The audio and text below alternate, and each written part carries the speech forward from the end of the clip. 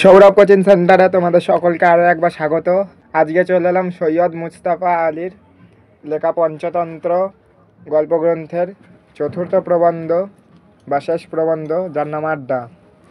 কবির ব্যাপারে আমি এর আগেও বলেছি, যারা আমার আগের ভিডিও 3টে দেখোনি তারা দেখে নিতে পারো, ডিসক্রিপশনে দেওয়া আছে লিঙ্ক বা উপরে আই বাটনে ক্লিক করে। আর যারা দেখেছো তারা এই ভিডিওটাকে কন্টিনিউ করো। কবির পরিচয় না দিয়ে আমি সরাসরি আড্ডা প্রবন্ধে চলে যাচ্ছি। আড্ডা সম্বন্ধে সম্প্রতি কয়েকটি উত্তম লেখা বাংলায় বেরোনোর পর ইংরেজিতেও দেখলুম আড্ডা হামলা চালিয়েছে। চণ্ডী মণ্ডপের ভস্চয় এবং জমিদার হাভেলির মৌলভী যেন হঠাৎ কোট পাতলুন কামিজ পরে গটগট করে স্টেটম্যান অফিসে ঢুকলেন, আর তাতে আনন্দই হলো। কবি বলছেন, আড্ডা শুধু বাঙালিদেরই নয়, বিদেশিরাও আড্ডায় খুব মহান হয়ে উঠেছে, বা তারাও আড্ডা দিতে খুব ভালোবাসে। বাঙালিরা যেইভাবে আড্ডা দিতে পারে সেটা অন্য কেউ পারে না। কিন্তু এ সম্পর্কে একটি বিষয়ে আমার কিঞ্চিত বক্তব্য আছে। আড্ডাবাজরা বলতে চান বাংলার বাইরে নাকি আড্ডা নেই। কথাটা ঠিক ও ভুলও তুলনা দিয়ে নিবেদন করছি। সিন্ধু নদ উজিয়ে যে মাছ ধরা পড়ে তার নাম পাল্লা, অতি উপাদেয় মৎস্য। নর্দমা উজিয়ে ভরত শহরে যে মাছ ধরা পড়ে তার নাম মদার, সেও উপাদেয় মৎস্য।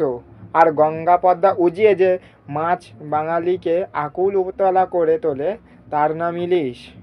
খট্টা মুল্লুকে পৌঁছানোর পর তার নাম হয় হিলসা। এখানে কবি বলছেন বাংলার বাইরেও আড্ডা রয়েছে, কিন্তু সেটা বাংলার মতো প্রসিদ্ধ নয়। তারপর সিন্ধু নদীতে যেসব মাছ পাওয়া যায় সেই সব মাছের নাম হলো পাল্লা। এরা অতি উপাদেয় মৎস্য। উপাদেয় মৎস্য কথার অর্থ হলো যারা মিষ্টি জলের মাছ। এখানে সিন্ধু নদী হলো এমন একটা নদী যেটা মিষ্টি জলের মাছ বা সাধু জলের মাছ। তারপর নর্দমার উজিয়ে ভরজ শহর। ভরজ হলো যার প্রকৃত নাম ভৃগু কচ্ছ। এই শহরের নাম হয় মহান ঋষি ভৃগুর নাম থেকে। ভরত শহরে যে মাছ দেখা যায় তার নাম হলো মদার, এটাও একটা মিষ্টি জলের মাছ। আর সবার শেষে কবি বলেন গঙ্গা পদ্মা উজিয়ে যে মাছ, যেটা বাঙালিদের কাছে শ্রেষ্ঠ মাছ হিসেবে পরিচিত, সেটা হলো ইলিশ মাছ। আর সেটাই আবার অন্য জায়গায় নাম হয়ে গেছে হিলসা। উপর্যুক্ত সর্বমৎস্য একই বস্তু, দেশভেদে ভিন্ন নাম। তফাৎ মাত্র এটুকুই যে সর্ষে বাটা আর ফালি কাঁচা লঙ্কা দিয়ে আমরা যেরকম ইলিশ দেবীর পুজো দিই, বাদবাকিরা ওরকম ধারা পারে না। অর্থাৎ আড্ডা বহু দেশেই আছে, শুধু আমাদের মতো তরিবত করে রসিয়ে চাকতে তারা জানে না। অপিচ ভুললে চলবে না। সিন্ধিরা আমাদের সর্ষে ইলিশ খেয়ে নাক সিটকে বলেন, কি উমদা চিজকে বরবাদ করে দিলে। ভৃগুকচ্ছ মহাজন গণ সিন্ধি রান্নাপাল্লা খেয়ে আল্লাহ আল্লাহ বলে রোদন করেন। এখানে কবি বলছেন যে চারিদিকেই মাছ রয়েছে, কিন্তু সেই সব জায়গায় মাছের নাম আলাদা। এক একটা জায়গায় এক এক রকমের মাছের নাম, কিন্তু মাছগুলো একই ধরনের। ঠিক একইভাবে বাঙালিদের কাছে ইলিশ মাছ হচ্ছে সর্ষে বাটা দিয়ে হয়, আবার অনেক জায়গায় কাঁচা লঙ্কা চিড়ে হয়। তার সাথে কবি তুলনা করছেন আড্ডাকে। আড্ডাও বাংলায় বা বাংলার বাইরে রয়েছে, কিন্তু বাঙালিরা যেভাবে রসি আড্ডা দিতে পারে সেটা অন্য কোথাও হয় না। আর সিন্ধি হলো সিন্ধু নদীর তীরে বসবাসকারী বাসিন্দারা। তারা এই সর্ষে ইলিশকে নাক ছিটকে বলে যে একটা ভালো জিনিসকে তারা বাজে জিনিসে পরিণত করে দিল। আর ভৃগুকচ্ছ বা ভরজ এলাকায় যেসব সিন্ধিরা বসবাস করেন তারা খায়, কিন্তু খাওয়ার পর সেটাকে খারাপ বলেন। কে শুষ্ক নিরপেক্ষ বিচার করবে এ যে রসবস্তু, এবং আমার মতে ভোজন রস সর্বরসের রসরাজ। তাই কায়রোর আড্ডাবাজরা বলেন একমাত্র তারাই নাকি আড্ডা দিতে জানেন। কায়রো হলো একটা শহর যেটা মিশরের রাজধানী। সৈয়দ মুস্তাফা আলী মিশরের কায়রো শহরের আল আজাহার বিশ্ববিদ্যালয়ে পড়াশোনা করেন। এখানে সেই শহরের কথাই উল্লেখ করা হচ্ছে। কায়রোর আড্ডা কখনো কোনো অবস্থাতেই কারোর বাড়িতে বসে না। আড্ডাবাজরা বলেন তাতে কারোর আড্ডার নিরপেক্ষতা কিংবা বলুন গণতন্ত্র লোপ পায়। কারণ যার বাড়িতে আড্ডা বসলো তিনি পানটা, আঁশটা, খিচুড়িটা, ইলিশ ভাজাটা, আবার ইলিশ, সুশীল পাঠক ক্ষমা করো, ওই বস্তুর প্রতি আমার মারাত্মক দুর্বলতা আছে। বেহেশতের বর্ণনাতে ইলিশের উল্লেখ নেই বলে 5 ওয়াক্ত নামাজ পড়ে সেথায় যাবার কণামাত্র বাসনা নেই। ফিরি দেন বলে তাকে সবাই যেন একটু বড্ড বেশি তোয়াজ বলে। আড্ডা গোত্রর মিশরি মিক্সি মহাশয়রা বলেন, বাড়ির আড্ডায় মেল মেলে না। কবি এখানে বলছেন যে কায়রো শহরে কখনোই আড্ডা যদি হয় তো সেটা ঘরে বসে হয় না, কারণ যার ঘরে আড্ডা বসছে তাদের বা যারা আড্ডা দিচ্ছে তাদের স্বাধীনতা খর্ব হয় বা স্বাধীনতা লোপ পায়। এখানে কবি বলছেন যে বাড়িতে আড্ডা বসলে তিনি পান, খিচুড়ি, ইলিশ মাছ ভাজা এইসবের উল্লেখ করছেন, এইসব চলে আসে। এখানে বেহেশত কথার অর্থ হলো স্বর্গ। আর 5 ওয়াক্ত নামাজ অর্থাৎ মুসলিম সম্প্রদায়ের মানুষরা দিনে 5 বার নামাজ পড়ে আল্লাহর নাম করে। সেই 5টা নামাজের নাম হলো জাদার, জোহার, আমার, মাগরিব আর ঈশা। অপিচ পশ্য কোনো কাফেতে যদি আড্ডা বসে তবে সেখানে কেউ কাউকে খয়ের খা বানাতে পারে না। যেন পুরীর মন্দির জাতফাত নেই, সব ভাই, সব বেরাদার। এখানে কবি বলছেন যে যদি আড্ডা ক্যাফেতে বসে তাহলে কাউকে খয়ের খান বানানো যাবে না। খয়ের খান হলেন তাদেরকেই বলা হয় যারা চটি চাটা জনগণ হয়।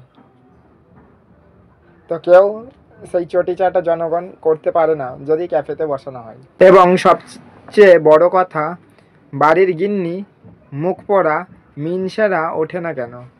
কখনো শুনিয়ে, কখনো আভাসে, ইঙ্গিতে জানিয়ে অকারণে অকালে আড্ডার গলায় ছুরি চালাতে পারেন না। তার চেয়ে দেখো দেখিনি দিব্যি ক্যাফেতে বসে ঘন্টার পর ঘন্টা কাটিয়ে দিচ্ছ, পছন্দ মাফিক মমলেট কাটলেট খাচ্ছ, আড্ডা জমজমাট ভরভরাট, কেউ বাড়ি যাওয়ার নামটাই করছে না। কারোর গিন্নি এসে উপস্থিত হবেন সে ভয় নেই, আর চাই কি? কবি এখানে বলছেন যে কারোর বাড়িতে আড্ডা দেওয়ার থেকে সুবিধা হচ্ছে ক্যাফেতে বসে আড্ডা দেওয়া। তার কারণ বাড়ি যাওয়ার কোনো তাড়া থাকে না, পছন্দ মতো খাবার অর্ডার করে খাবার খাওয়া যাবে, আর পাশে তাদের স্ত্রী এসেও বলবে না যে এবার ওঠো রাত হয়েছে। তো এগুলো হচ্ছে সুবিধা। শতকরা 90 জন কায়রোবাসী আড্ডাবাজ এবং তার 10 আনা পরিমাণ অর্ধেক জীবন কাটায় ক্যাফেতে বসে আড্ডা মেরে। আমাদের আড্ডা বসতো ক্যাফে দ্য নীল বা নীল নদের ক্যাফেতে। কফির দাম 6 পয়সা ফি পাত্তর, রাবড়ির মতো ঘন, কিন্তু দুধ চাইলেই চিত্তির। সবাই কালো কফি খায়, তাই দুধের কোনো ব্যবস্থা নেই। কিচ্ছু ঘাবড়াবেন না, দুদিনেই অভ্যেস হয়ে যায়। কালো কফি খেলে রং ফর্সা হয়। এখানে কবি বলছেন যে কায়রোবাসীরা অসানা পরিমাণে অর্ধেক জীবনটা কাটিয়ে দেয় এই ক্যাফেতে বসে। আর এখানের যে ক্যাফেতে কবি আড্ডা দিতেন তার নাম হলো ক্যাফে দ্য নীল। এই ক্যাফে দ্য নীল হলো নীল নদের পাশে অবস্থিত একটি ক্যাফে। আর নীল নদ হলো পৃথিবীর দীর্ঘতম একটি নদী। এটা দুটো উপনদী নিয়ে গঠিত। প্রথমটা হলো সাদা নীল নদ আর অপরটি হলো নীল নীল নদ। সাদা নীল নদ তানজানিয়া ভিক্টোরিয়া হ্রদ থেকে উৎপত্তি লাভ করেছে আর ভূমধ্য সাগরে গিয়ে মিশেছে। আর এখানে ক্যাফেতে কফির দাম মাত্র 6 পয়সা, কিন্তু সেই কফিতে থাকে না কোনো দুধ, আর 2 দিন খাওয়ার পরেই সেই কফির অভ্যেস লেগে যায়। আমাদের আড্ডাটা বসতো ক্যাফের উত্তর পূর্ব কোণে, কাউন্টারের গা ঘেঁষে। হরেক জাতের চিড়ি আসে আড্ডায়, হারাবকাত মজুদ থাকতো। রমজান বে আর সাজ্জাদ এফেন্দি খাঁটি মিশরি মুসলমান, ওয়াহবাব আতিয়া কপ্ট খ্রিস্টান, অর্থাৎ ততোধিক খাঁটি মিশরি, কারণ তার শরীরে রয়েছে ফেরাওদের রক্ত। এখানে ফেরাও কথার অর্থ হলো প্রাচীন মিশরীয় রাজবংশের রাজাদের এই ফেরাও উপাধি দেওয়া হতো। তোমরা সকলেই ইতিহাসে পড়েছো সেটা। ফরাসি কিন্তু কপুরুষ ধরে কায়রো হওয়ায় বিষাক্ত করেছে। কেউ জানে না। অতি উত্তম আরবি কবিতা লেখে, আর সে কবিতার আসল বক্তব্য হচ্ছে সে তলোয়ার চালিয়ে 2.5 ডজন বেদুইন ঘায়েল করে প্রিয়াকে উটের ওপর তুলে মরুভূমির দিক দিগন্তে বিলীন হয়ে যাচ্ছে। যদিও আমরা সবাই জানতুম জোরনে যেটুকু মরুভূমি দেখেছে সে পিরামিড বেরোতে গিয়ে তাও জীবনে একবার মাত্র, যদিও পিরামিড কায়রো থেকে মাত্র 5 মাইল দূরে। এখানে বেদুইন হলো আরবের একটি যাযাবর জাতির নাম, যাদের বেদুইন বলা হয়।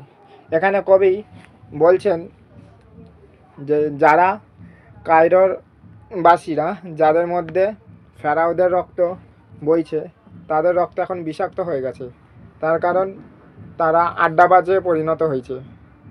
আর তারা 2.5 ডজন মতো বেদুইন বা সেই যাযাবর সম্প্রদায়কে ঘায়েল করে দিতেও সক্ষম। আর এই কায়রো শহরে কোনো পিরামিড দেখা যায় না। পিরামিড দেখতে গেলে এই কায়রো থেকে মাত্র 5 মাইল দূর তাদের পথ অতিক্রম করতে হবে, তাহলেই তারা পিরামিড দেখতে পারবে। উট কখনো চড়েনি, ট্রামে ঝাঁকুনিতেই বমি করে ফেলে। আর তরোয়াল, তবা তবা।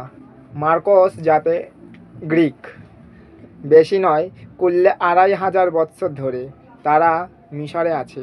গ্রেগ রমণী ক্লিওপেট্রার সঙ্গে তার নাকি খোশ কুটুম্বিতা আছে, হবেও বা, কারণ প্রায় ব্যবসাতে দাও মেরেছে বলে ফালতো এবং ফ্রি 1 রোদ কফি খাইয়ে দিত। তাতে করে কাফের গণতন্ত্র ক্ষুণ্ণ হতো না, কারণ মার্কসকে ক্যাটা ফেলাইলেও আড্ডার ঝগড়া কাজিয়ায় সে কস্মিককালে হিস্সা নিত না। বেশিরভাগ সময় চেয়ারে হেলানে মাথা রেখে আকাশের দিকে হাঁ করে ঘুমুতো, কিংবা খবরের কাগজ থেকে তুলোর ফটকা বাজারে তেজি মন্দিরে হাল হাকিকাত মুখস্থ করত। এখানে কবি বলছেন যে কায়রোবাসীরা কখনো উট চড়েননি, তাদের ট্রামের ঝাঁকুনিতে বমি পেয়ে যায়। আর তরোয়াল ধরা তো সেটা আরও খুব কঠিন কাজ। তারা সবাই যেন কয়েক হাজার বছর ধরে এই মিশরেই বসবাস করছে। আর ক্লিওপেট্রা হলো মিশরের রানী, প্রাচীন মিশরের শেষ রানী ফেরাও। কবি বলছেন যে যারা ব্যবসায় দাও মেরেছে তারা ফ্রিতে রোদে এসে কফি খাইয়ে দেওয়া হতো, তাদের কোনো টাকা পয়সা দিতে হতো না। আর তাতে তাদের কফি খাওয়াতে গণতন্ত্র বা স্বাধীনতাও ক্ষুণ্ণ হতো না। এখানে কবি বুল অ্যান্ড বিয়ারের কথা বলছেন। বুল কথার অর্থ হলো বাজারের দাম যখন ঊর্ধ্বমুখী হয়, আর বিয়ার কথার অর্থ হলো বাজারের দাম যখন নিম্নমুখী হয়, অর্থাৎ বাজারের দর ওঠানামাকেই বলা হয় বুল অ্যান্ড বিয়ার। আর বাংলাদেশের তাওয়াত চণ্ডী মণ্ডপ, বেকআপ জমিদার হাভেলির আড্ডার প্রতিভূ হিসেবে আমাদের আশীর্বাদে আর শ্রীগুরুর কৃপায় ধুলির ধুলি এ অধম।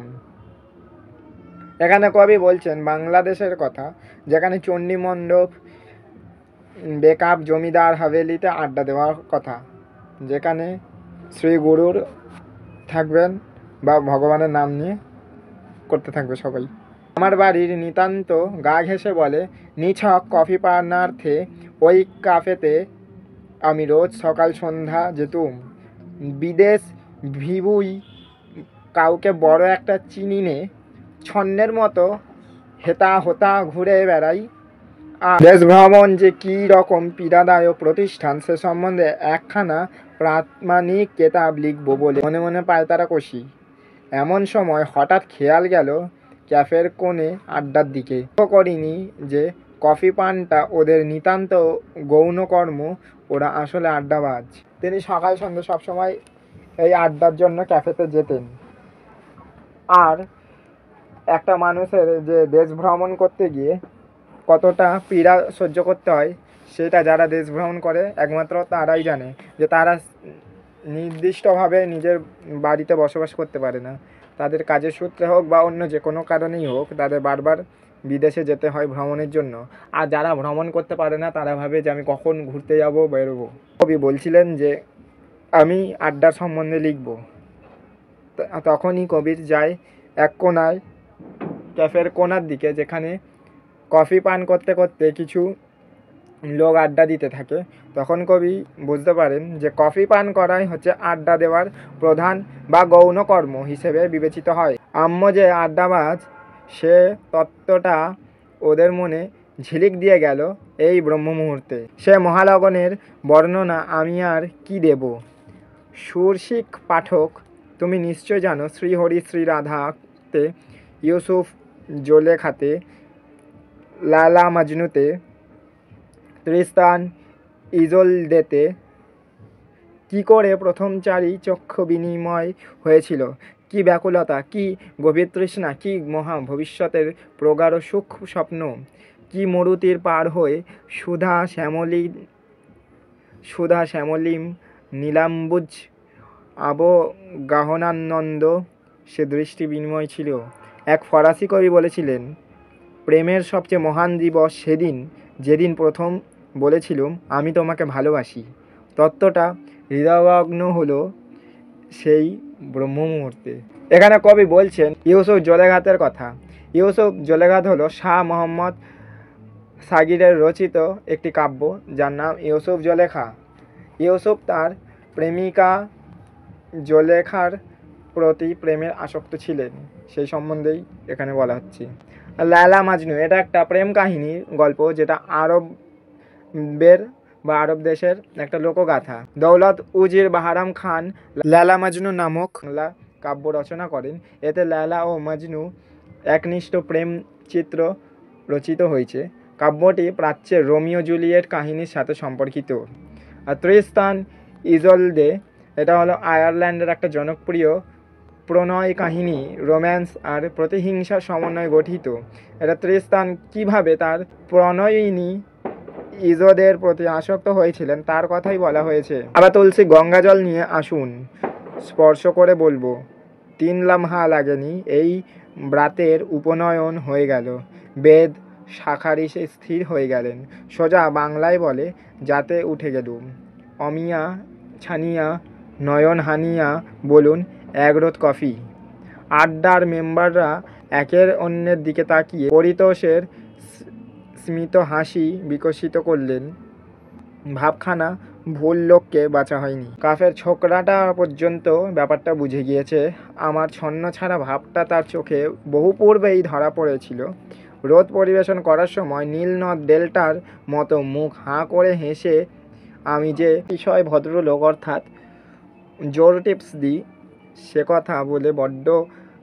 সে কথা বলে আড্ডার সামনে আমার কেস রেকমেন্ড করলো। জোর টিপস দিই কথার অর্থ হলো বাড়তি করে টিপস দেওয়া। যেহেতু কবি যখন যেতেন আড্ডা দিতে তখন সকল বন্ধুর মধ্যে সবথেকে বেশি কবি টিপস দিতেন, তাই কবি হয়ে উঠতেন সকলের কাছে চমক প্রদর্শন একজন ব্যক্তি। পূর্ণ তারা লাগিয়ে বললেন, যা যা ছোড়া মেলা জ্যাঠামো করিস নে। আমার দিকে তাকিয়ে বললেন, খাস আরবি বলেন আপনি? রবি ঠাকুর বলেছেন, এত বলি সিক্ত পক্ষ দুটি চক্ষু দিয়া, সমস্ত লাঞ্ছনা যেন লইল মুছিয়া বিদেশির অঙ্গ হতে। রবীন্দ্রনাথ ঠাকুরের যে কবিতাটা তুলে ধরা হয়েছে সেটা রবীন্দ্রনাথ ঠাকুরের লেখা কথা নামক কাব্যের পরিশোধ কবিতা থেকে নেওয়া হয়েছে। ঠিক সেই ধরনের আমার দিকে তাকিয়ে জূর্ণ যেন আমার প্রভাস লাঞ্ছনার এক থাবড়া ঝেড়ে ফেললেন আমার অঙ্গ থেকে। কবি সবার থেকে বেশি টিপস দিয়েছেন, তাই জূর্ণ কবিকে এই কথা বললেন যেন মনে হলো সে সকলের সামনে কবিকে উপহাস করলেন।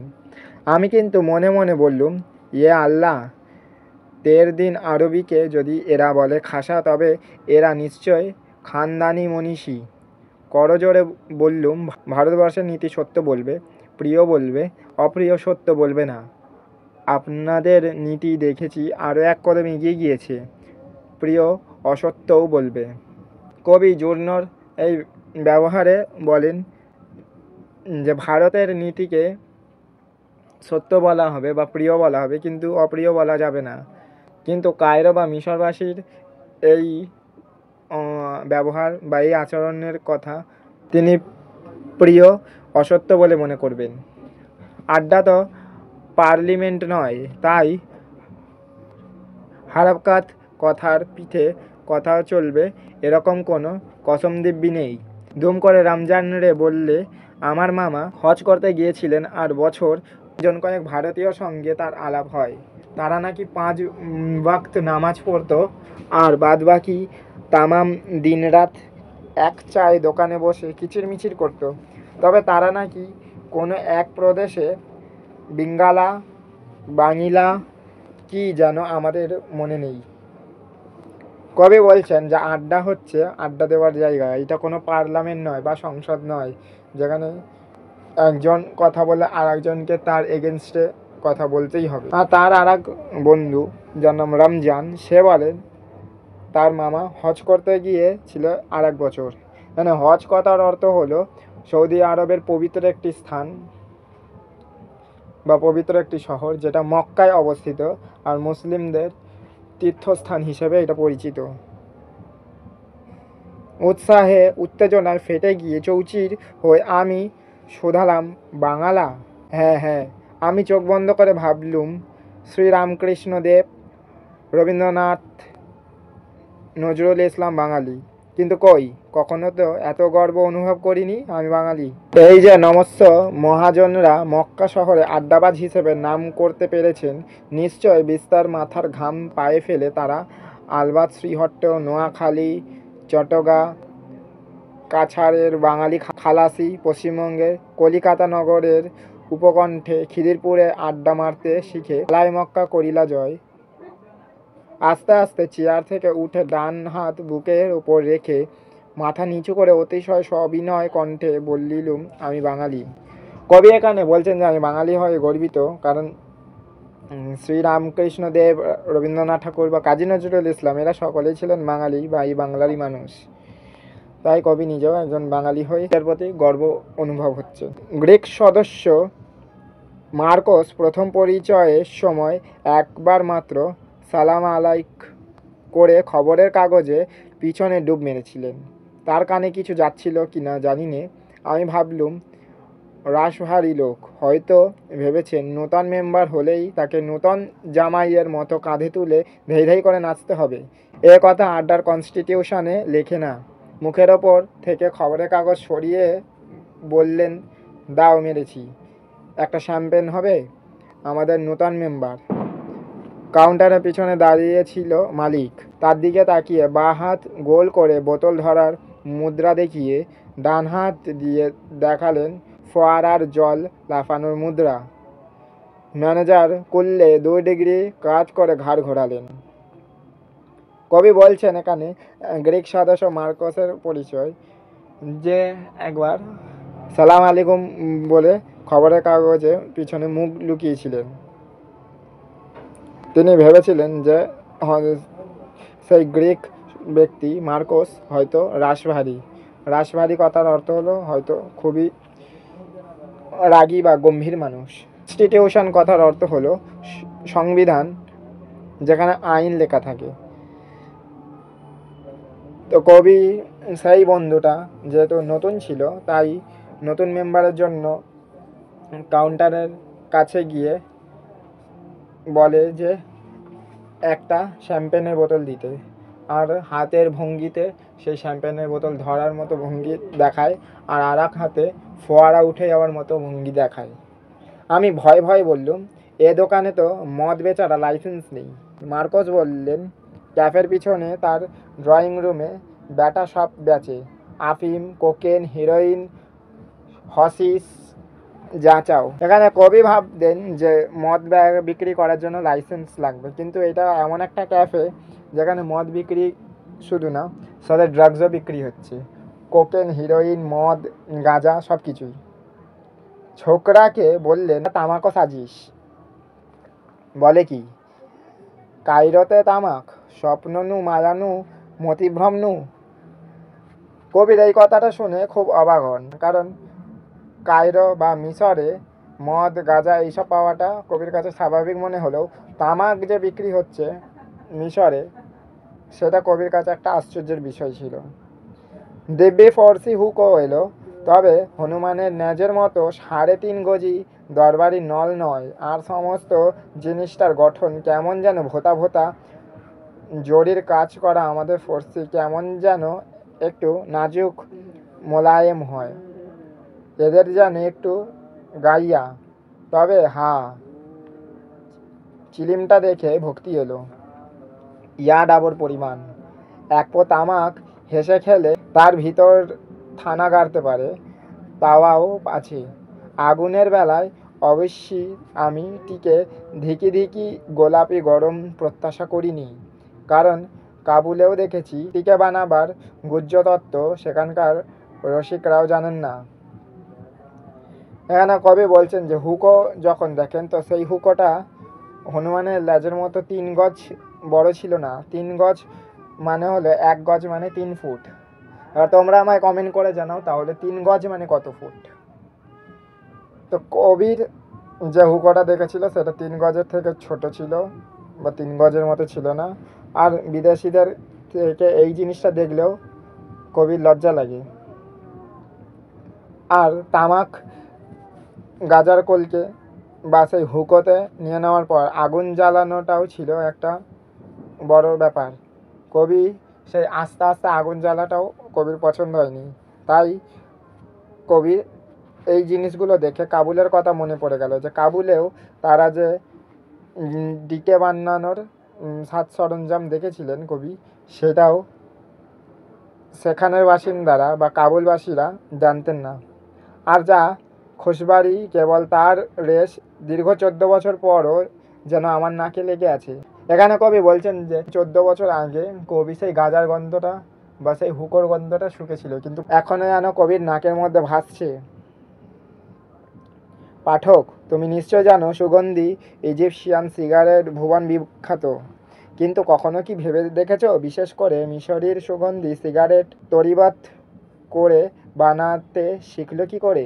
আইসো সে সম্বন্ধে ঈষৎ গবেষণা করা যায়। এক সিগারেট বানানোর পিছনে বিস্তর ইতিহাস, তার রাজনীতি এবং দেদার রসায়নশাস্ত্র লুকান্বিত আছে। কবি এখানে বলছেন সুগন্ধি ইজিপশিয়ান সিগারেট পুরো গোটা বিশ্বের মধ্যে বিখ্যাত, কারণ বিশ্বে যতগুলো সিগারেট পাওয়া যায় তার মধ্যে সব থেকে বেশি সুগন্ধি হিসেবে মিশরীয় সিগারেটকেই ধরা হয়। তো সেই সম্পর্কে কবি তার পিছনের ইতিহাস, রাজনীতি আর রসায়নবিদ্যা কি আছে সেটার বিষয়ে আলোচনা করছেন। সিগারেটের জন্য ভালো তামাক জন্মায় 3 দেশে, আমেরিকার ভার্জিনিয়াতে, গ্রিসের মেসেডোন অঞ্চলে আর রুশের কৃষ্ণ সাগরের পাড়ে। ভারতবর্ষ প্রধানত ভার্জিনিয়া খায়, কিছুটা গ্রিক, কিন্তু এই গ্রিক তামাক এদেশে টার্কিশ আর ইজিপশিয়ান নামে প্রচলিত। তার কারণ একদা গ্রিসের ওপর আধিপত্য করত তুর্কি, এবং তুর্কি গ্রিসের বেবাক তামাক ইস্তাম্বুল নিয়ে এসে কাগজের পেঁচিয়ে সিগারেট বানাতো। মিশরীয় তখন তুর্কির কবজাতে, তাই তুর্কি কর্তারা কিছুটা তামাক মিশরে পাঠাতেন। মিশরের কারিগরিরা সেই গ্রিক তামাকের সঙ্গে খাঁটি মিশরের খুশবাই মাখিয়ে দিয়ে যে অনবদ্য রসলীলা নির্মাণ করলেন তারই নাম ইজিপশিয়ান সিগারেট। এখানে কবি ইজিপশিয়ান সিগারেট সম্পর্কে বললেন, ভারতে যেসব সিগারেট পান করা হয় সেটা ভার্জিনিয়া সিগারেট, আর সেইটার জনক হিসেবে গ্রিককেই ধরা হয়, তার কারণ গ্রিক টার্কিশ আর ইজিপশিয়ান নামে প্রচলিত। টার্কিশ মানে তুর্কি আর ইজিপশিয়ান মানে মিশর বা মিশরীয়। একদিন একটা গ্রিস আধিপত্য এসে তুর্কি থেকে কিছু তামাক নিয়ে ইস্তাম্বুল হলো তুরস্কের অন্যতম একটা প্রধান শহর, যার আগে নাম ছিল কনস্ট্যান্টিনোপল। তো সেই জায়গায় থেকে তামাকটাকে কিনে এনে কাগজে পেঁচিয়ে সেটা সিগারেট হিসেবে বানিয়ে বিক্রি করতো গ্রিক বা তুর্কিরা। সেখান থেকে শুরু হলো সিগারেটের প্রচলন। তারপর তুর্কির কর্তারা কিছুটা তামাক মিশরে নিয়ে গেলেন, আর মিশরে নিয়ে গিয়ে একটা সুগন্ধি কাগজে সেটা মুড়ে গ্রিকবাসীরা বিক্রি করা চালু করলো, যার ফলে আবিষ্কার হলো ইজিপশিয়ান সিগারেট। তো এইভাবে ইজিপশিয়ান সিগারেট আর শুধু সিগারেটের প্রচলন তৈরি হলো। নিশ্চয় লক্ষ্য করেছেন, চায়ের টিন যদি রান্নাঘরে ভালো করে বন্ধ না রাখা হয় তবে ফোড়নের ঝাঁকে চা বরবাদ হয়ে যায়। অর্থাৎ আর কিছু না হোক, খুশবুটাই আতুর ঘরে নুন খাওয়ার বাচ্চার মতো প্রাণত্যাগ করে। মাল জাহাজ লাদাই করা যে অফিসারের কর্ম, তিনিও বিলক্ষণ জানেন যে জাহাজে কাঁচা তামাক লাদাই করা হয়েছে, তাতে করে গন্ধওয়ালা অন্য কোনো মাল নেওয়া যায় না, পাছে তামাকের গন্ধ এবং কিঞ্চিত স্বাদও নষ্ট হয়ে যায়। এখানে কবি বলছেন, যদি আমরা চা পাতাকে বন্ধ অবস্থায় না রাখি বা তার মুখটা যদি আমরা খোলা রাখি, তাহলে সেই চা পাতার যা গন্ধ বা সুগন্ধ রয়েছে সেই সব চলে যায়। কিন্তু যদি আমরা সেইটাকে ঢাকা দিয়ে রাখি, তাহলে তার গন্ধটা যায় না। একইভাবে তামাকেরও গন্ধটা যদি আমাদের বেশি দিন রাখতে হয়, তাহলে সেই তামাকটাকেও আমাদের ঠিকভাবে স্টোর করে রাখতে হবে। যদি তার মধ্যে বাতাস প্রবেশ করে, তাহলে তার সেই গন্ধটা দূর হয়ে যাবে। তাই তামাকের স্বাদ নষ্ট না করে সিগারেটকে খোশবাইয়ে মজানো অতীব কঠিন কর্ম। সিগারেটে 1 ফোঁটা ইউক্যালিপটাস তেল ঢেলে সেই সিগারেট ফুঁকে দেখুন, 1 ফোঁটা তেল আস্ত সিগারেট একদম বরবাদ করে দিয়েছে। 5 বছরের বাচ্চা যখন সিগারেট না কেসে অনায়াসে ভসভস করে ফুঁকে যেতে পারে, বস্তুত বড্ড বেশি ভেজা সর্দি হলে অনেকে এই পদ্ধতিতে ইউক্যালিপটাস সেবন করে থাকেন। যারা সিগারেট সইতে পারেন না, তারা পর্যন্ত এই জিনিসটা করেন। এখানে কবি বলছেন, তামাককে বাঁচাবার একটাই উপায়, সেটা হলো সিগারেট বানিয়ে সেটাকে সেবন করা। সিগারেট বানালে তার গন্ধটাও ঠিকভাবে থাকে। এছাড়াও সুগন্ধি সিগারেটে যদি ইউক্যালিপটাস তেল মাখানো হয়, তাহলে একটা ছোট বাচ্চাও সেটাকে ফুঁকে দিতে পারবে না কেসে। বা যারা সিগারেট খেতে বা সিগারেটের গন্ধও সহ্য করতে পারে না, তারাও সেটা অনায়াসে ফুঁকে দিতে পারবে। বরঞ্চ এমন গুণী আছেন যিনি অ্যাটম বমের মাল মশলা মেশানো হারহাদ্দ হাল হাকিকাত জানেন, কিন্তু তামাকের সঙ্গে খোশবাই। তার পিছনে রয়েছে গুরুতর রহস্যবৃত্ত ইন্দ্রজাল। কিচ্ছু বাড়িয়ে বলছি নেই।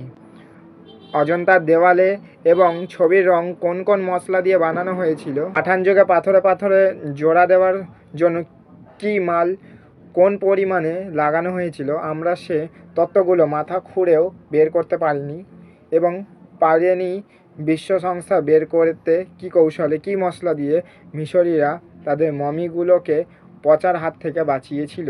এখানে কবি বলছেন, অজন্তার গুহাচিত্র কী কী উপাদানে সেই গুহাচিত্র বানানো হয়েছিল, বা মিশরীয়রা মমিতে কী ধরনের লেপ ব্যবহার করে যার ফলে তারা মমিটাকে অনেক দিন সুরক্ষিত রাখতে পারে, সেই সম্পর্কে বিজ্ঞানীরাও কোনো ধারণা দিতে পারবেন না।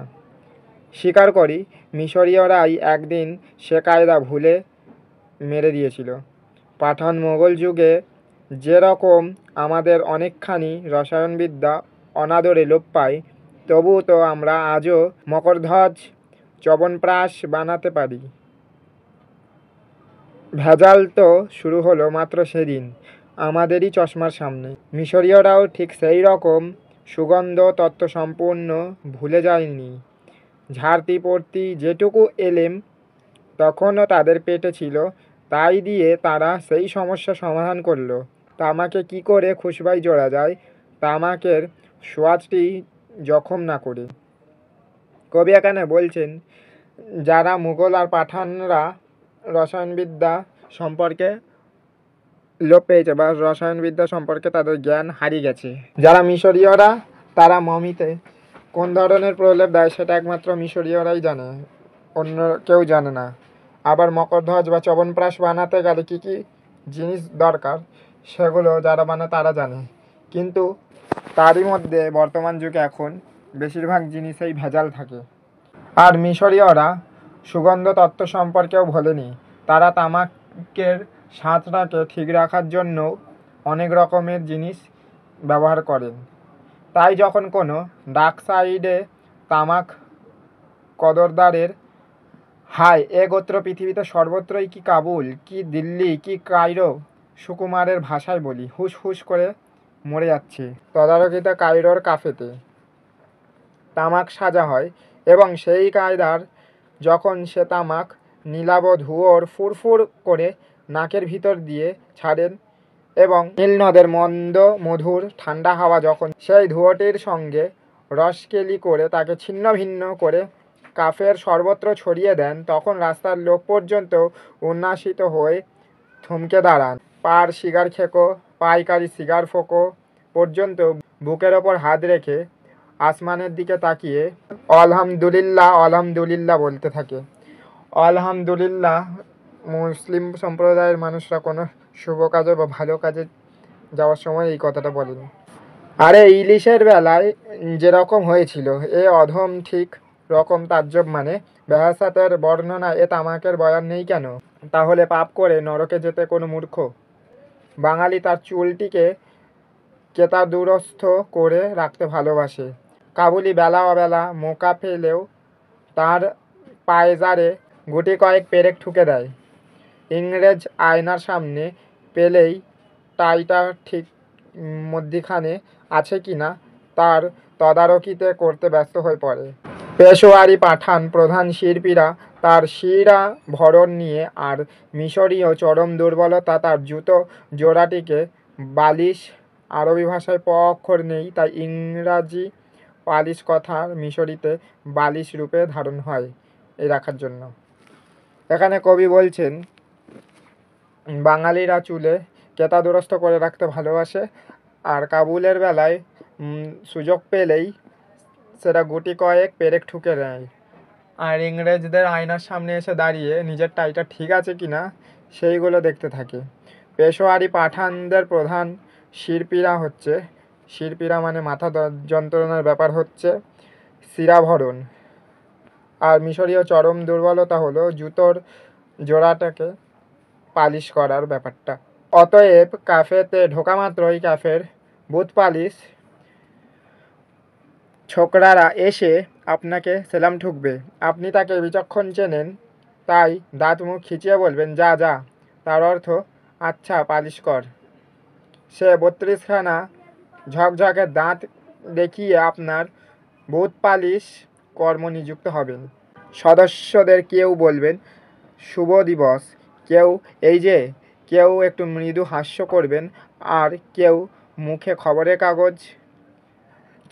খবরের কাগজের আড়ালে রেখেই কাগজখানা ঈষৎ দুলিয়ে নেবেন। ইতিমধ্যে আপনার কফি এসে উপস্থিত। ওয়েটার ঠিক জানে আপনি কতটা কড়া, কতখানি চিনি আর কোন ঢঙের পেয়ালায় কফি খেতে পছন্দ করেন। আপনি বলবেন চিঠিপত্র নেই। এখানে কবি যেই ক্যাফেতে উপস্থিত হয়েছেন সেই ক্যাফের যে ওয়েটার তিনি জানেন যে কবি কি কফি বা কোন ধরনের কফি খেতে পছন্দ করেন বা কোন পেয়ালাতে কফি খেতে পছন্দ করেন, তাই তিনি সরাসরি কবির পছন্দ অনুসারে কফি এনে কবির কাছে উপস্থিত হবেন। তখন কবি ওনাকে জিজ্ঞেস করবেন যে চিঠিপত্র নেই, কোনো চিঠি তার নামে এসছে কি না। অর্থাৎ গৃহিণীর ভয়ে আপনি প্রিয়াকে কাফের ঠিকানা দিয়েছেন। জিজ্ঞাসা করলেন ফোন? আজ্ঞে না, তবে ইউসুফ বে আপনাকে বলতে বলেছেন তিনি একটু দেরিতে আসবেন, আপনি যেন চলে না যান। চুলোয় যাক গে ইউসুফ বে, আমি জিজ্ঞাসা করছি চিঠি বা ফোন নেই? কাচুমাচু হয়ে বললে আজ্ঞে না। জানে আর আপনি দরাজ হাতে বকশিস দেবেন না। যাও চিঠির কাগজ নিয়ে এসো। ক্যাফের নাম ঠিকানা লেখা উত্তম চিঠির কাগজ, খাম, ব্লটিং প্যাড যাবতীয় সাজ সরঞ্জাম 1 মিনিটের ভিতর উপস্থিত হবে।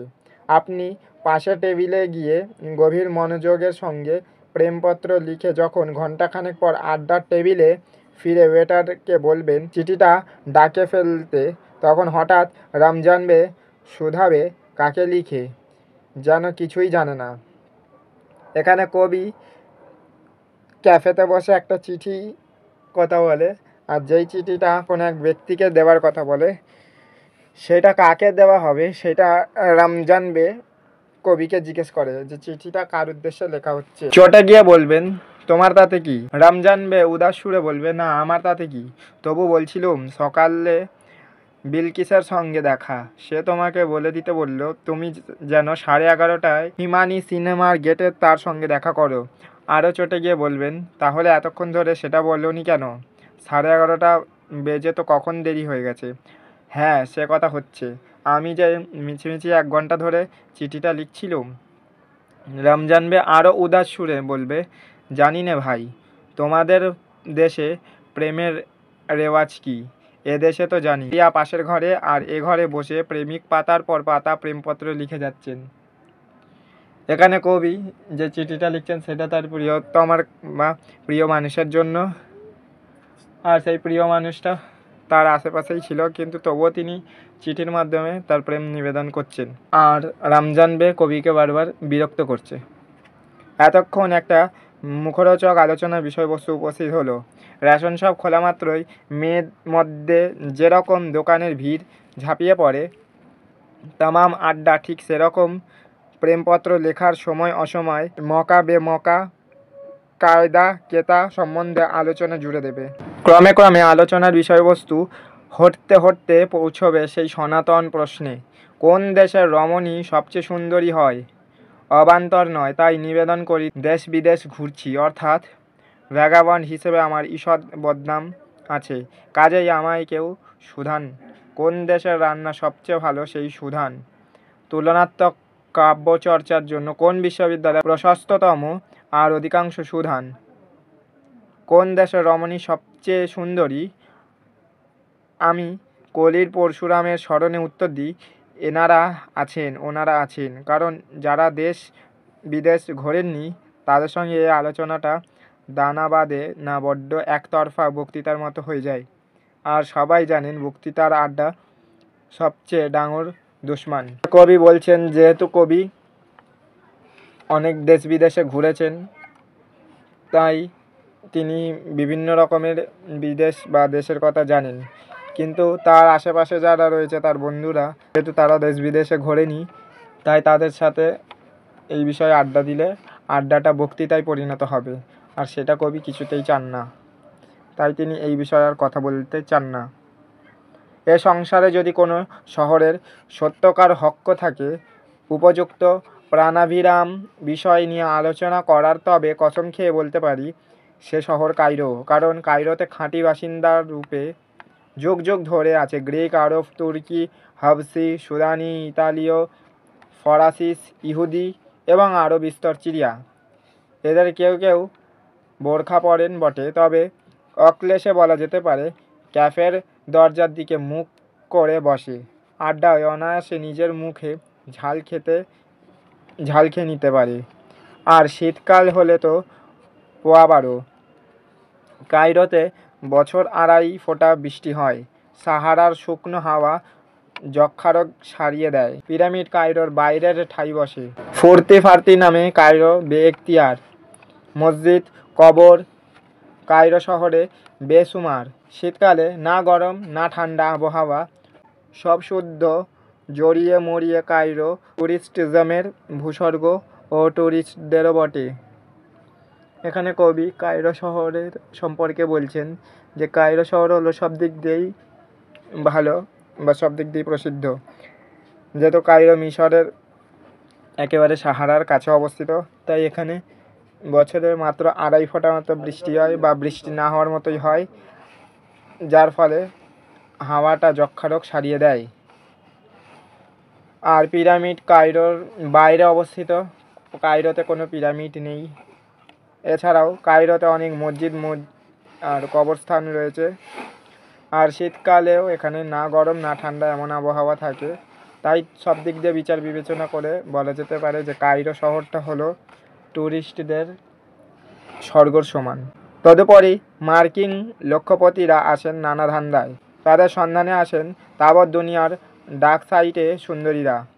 তাদের সন্ধানে আসেন হলিউড ডিরেক্টররা, এবং তারা সঙ্গে নিয়ে আসেন আরেক ঝাঁক সুন্দরী। কিন্তু থাক, সুশীল পাঠক, তুমি নিশ্চয় জানো কামিনী কাঞ্চন সম্বন্ধে আলোচনা শাস্ত্রে নিষেধ, গরুর বারণ। মিশরীয় আড্ডাবাজরা, দাঁড়ান, ব্যাকরণে ভুল হয়ে গেল, মিশরী মাত্র আড্ডাবাজ। এমনকি সাদ জগলুল পাশা পর্যন্ত দিনে অন্তত একবার আড্ডার সন্ধানে বেরোতেন। তবে হ্যাঁ, তিনি কোনো টেবিলে গিয়ে বসলেই কেউ সাহস করে সে টেবিল ত্রিসীমা ঘেঁষত না। সেখান থেকে তিনি চোখের ইশারায় একে ওকে তাকে ডেকে নিয়ে আড্ডা জমাতেন। দেবাত এই আড্ডার জীবন কাটান। বিষয়টা সবিস্তর বুঝিয়ে বলতে হবে। এই মনে করুন, আপনি রোজ অফিসে ফেরার পথে ক্যাফে দ্য নীলে উত্তর পূর্ব কোণে বসেন। সে টেবিলটায় আপনার জন 5 দোস্ত বসেন। আড্ডার ফুল স্ট্রেংথ জোন 10। সবাই কিন্তু সব দিন এ আড্ডায় আসেন না, তাই হরে ধরে আপনার টেবিলে জোন 5-7 নিয়মিত উপস্থিত থাকে। এছাড়া আপনি সপ্তাহে একদিন জোর 2 দিন বাড়ির পাশে সেমিরামিস কাফেতে দক্ষিণ পশ্চিম কোণে বসেন। এ আড্ডার সদস্যরা কিন্তু আপনার ক্যাফেদার নীলের সদস্যদের বিলকুল চেনে না। এরা হয়তো চ্যাংড়ার দল, কলেজে পড়ে, কেরানিগিরি করে, বেকার কিংবা ইন্স্যুরেন্স এজেন্ট। আর ইন্স্যুরেন্স এজেন্ট মানেও বেকার।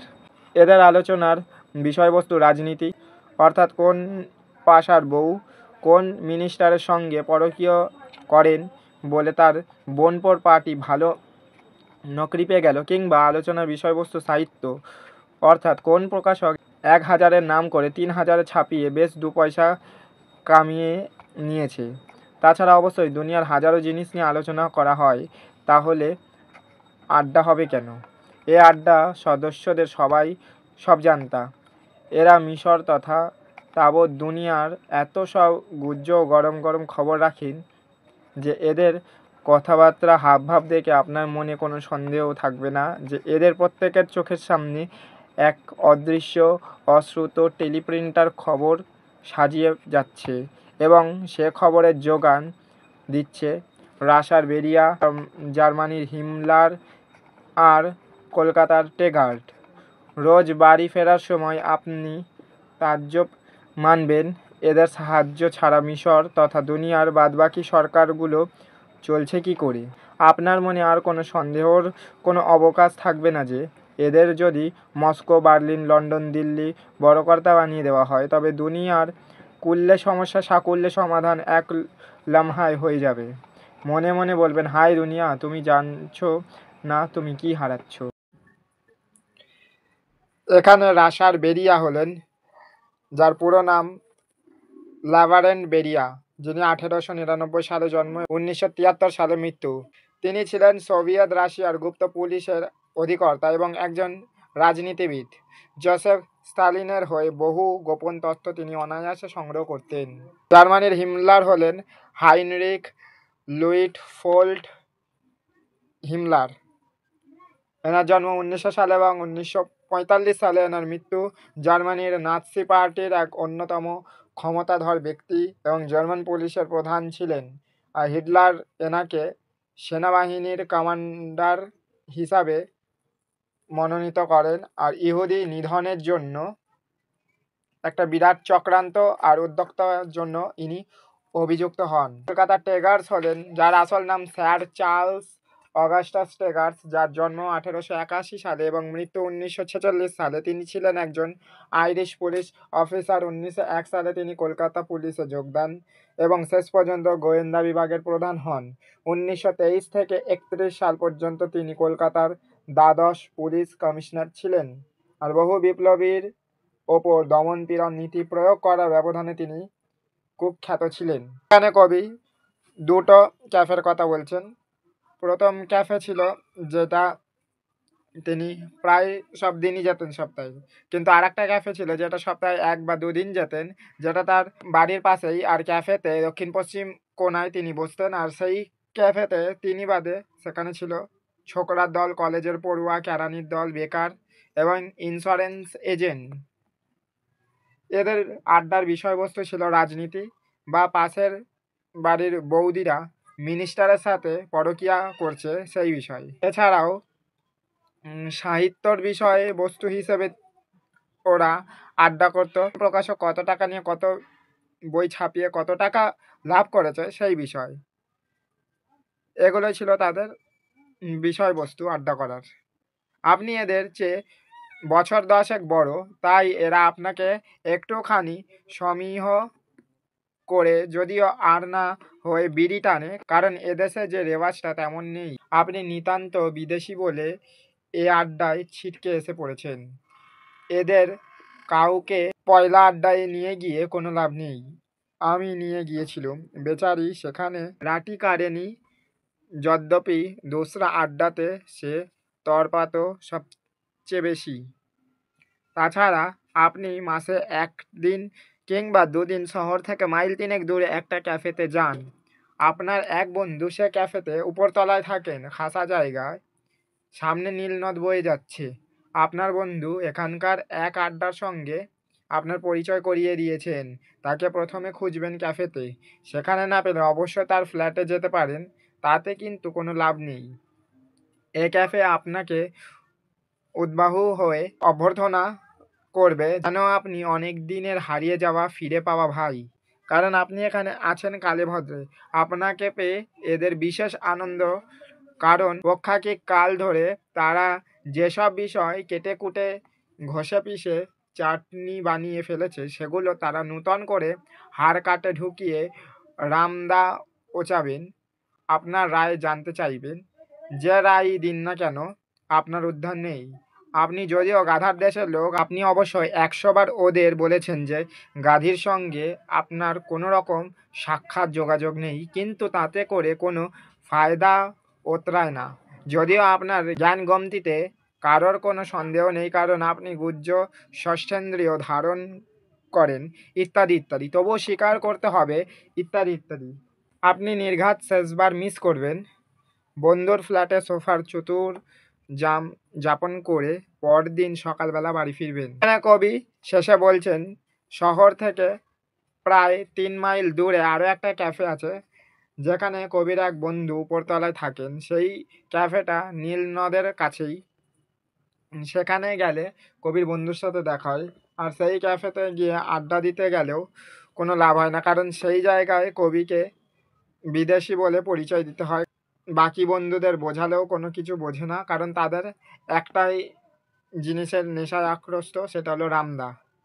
এখানে রামদা মানে কি সেটা আমায় কমেন্ট করে তোমরা জানিও। রামদা বলতে কোন দাদাকে বোঝানো হয়েছে। এখানে কবি বলতে চাইছেন তাদেরকে যে এই রামদার থেকে দূরে থাকতে, আর এই গাধার দেশে এসে কোনো গাধিকে তারা পাবে না। কিন্তু কবির কথায় তার বন্ধুদের কোনো ভ্রুক্ষেপ নেই, তারা শুধু বারবার পেটে রামদা ফেলে যাচ্ছে আর দিনের পর দিন আড্ডায় মশগুল হয়ে যাচ্ছে। শেষে তাই কবিও বন্ধুর ফ্ল্যাটের সোফার ওপর বসে 4 রাউন্ড রাম মেরে তার পরের দিনে ঘরে ফিরে যান। এই ছিল পঞ্চতন্ত্রের শেষ প্রবন্ধ, যার নাম আড্ডা। কবি এখানে নিজের আড্ডা সম্পর্কে এবং তার বন্ধুদের আড্ডা সম্পর্কে বললেন। আজ হয়ে গেল পঞ্চতন্ত্রের শেষ, এরপরে হবে ভাষা। যারা আমার আগের পঞ্চতন্ত্রের ভিডিওগুলো দেখোনি, ডেসক্রিপশানে দেওয়া আছে লিঙ্ক, সেখান থেকে ক্লিক করে দেখে নিতে পারো। আর আমার চ্যানেলে নতুন হয়ে থাকলে সাবস্ক্রাইব করে পাশের বেল আইকনটা বাজিয়ে দিও, যাতে সব কটা ভিডিওর নোটিফিকেশান সবার আগে তোমার কাছে যায়। আর কমেন্ট করে জানিও যে এরপরে কোন ভিডিও চাই, কারণ ভাষায় দুটো আছে, একটা আধুনিক আর একটা লৌকিক। তো আগে আধুনিকটা করবো না লৌকিকটা করবো, সেটা আমি কমেন্ট করে জানিও। আর আমি সব গল্পের কোশ্চেন দিয়ে দিয়েছি আমার হোয়াটসঅ্যাপ গ্রুপে, যারা দেখোনি বা যারা আমার হোয়াটসঅ্যাপ গ্রুপে জয়েন হওনি তারা জয়েন হয়ে যেও, কারণ আমার গল্পর সব প্রশ্ন উত্তর দেওয়া হয়ে গেছে। এবার শুধু পঞ্চতন্ত্র বেঁচে আর ভাষা বেঁচছে, তাহলে বাংলা শেষ। তো ডেসক্রিপশানে দেওয়া আছে লিঙ্ক আমার হোয়াটসঅ্যাপ চ্যানেলের আর হোয়াটসঅ্যাপ গ্রুপের, তোমরা জয়েন হয়ে যেও। আর যদি কেউ আমার কাছে অফলাইনে পড়তে চাও, তাহলে ডেসক্রিপশানে দেওয়া আছে আমার হোয়াটসঅ্যাপ নাম্বার, সেখানে আমার সাথে যোগাযোগ করো। আমি ক্লাস 3 থেকে 12 পড়াই, 11-12 শুধু আর্টসদের। বাকি ডিটেলস হোয়াটসঅ্যাপে বলে দেবো, আমার সাথে যোগাযোগ করো। আবার দেখা হবে অন্য কোনো ভিডিওতে। সকলে ভালো থেকো।